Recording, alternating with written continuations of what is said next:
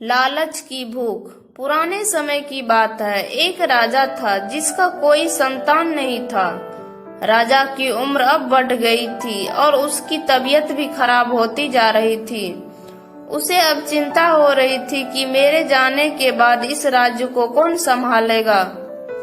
राजा ने अपने सलाहकार से पूछा कि मुझे अब क्या करना चाहिए। उसके सलाहकार ने कहा कि आपको अब प्रजा में से किसी योग्य व्यक्ति को उत्तराधिकारी बना देना चाहिए।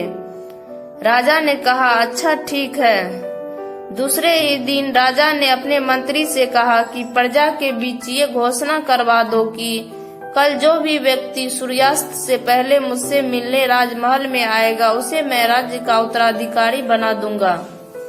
राजा की ये बात सुनकर मंत्री ने कहा कि ये तो बहुत आसान है, ऐसे तो पूरी प्रजा ही उत्तराधिकारी बनने के लिए पहुंच जाएगी।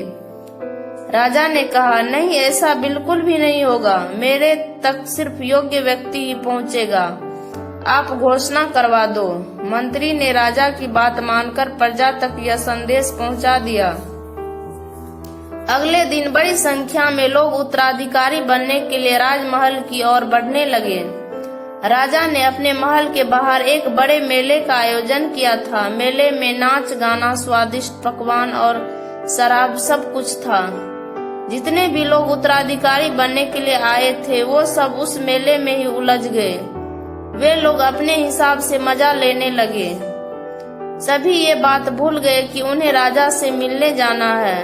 तभी वहां पर एक युवक ऐसा भी आया था जो इन सब लालच में नहीं फंसा। उसे तो बस उत्तराधिकारी बनना था। वो सीधे राजमहल की ओर चलने लगा। राजमहल के मुख्य द्वार पर 2 पहरेदार खड़े थे। उन्होंने इस युवक को रोकने की कोशिश की, लेकिन इस युवक ने किसी की बात नहीं सुनी और उसने इन सब को बचकर राजमहल में प्रवेश कर गया। अंदर पहुंचकर वो युवक राजा से मिला। राजा को जैसा उत्तराधिकारी चाहिए वैसा उन्हें मिल गया। राजा ने उस युवक को राज्य का उत्तराधिकारी नियुक्त किया। लाइफ में सफल होना कौन नहीं चाहता। सफल तो सभी होना चाहते हैं, लेकिन सभी सफल हो नहीं पाते हैं। जो लोग अपने लक्ष्य तक पहुंचने के लिए कड़ी मेहनत करते हैं और किसी भी लालच में नहीं फंसते हैं, वही लोग अपने लक्ष्य तक पहुंचने में सफल होते हैं। मॉडल: जब तक हमें सफलता न मिले तब तक हमें आगे बढ़ते रहना चाहिए। अपने लक्ष्य तक पहुंचने के लिए रास्ते में रुकना नहीं चाहिए। उम्मीद है कि ये कहानी आपको पसंद आई होगी। अगर पसंद आई है तो इस वीडियो को लाइक करें और अपने दोस्तों के साथ शेयर करें। और इसी तरह की मजेदार कहानियां सुनने के लिए इस चैनल को सब्सक्राइब करें।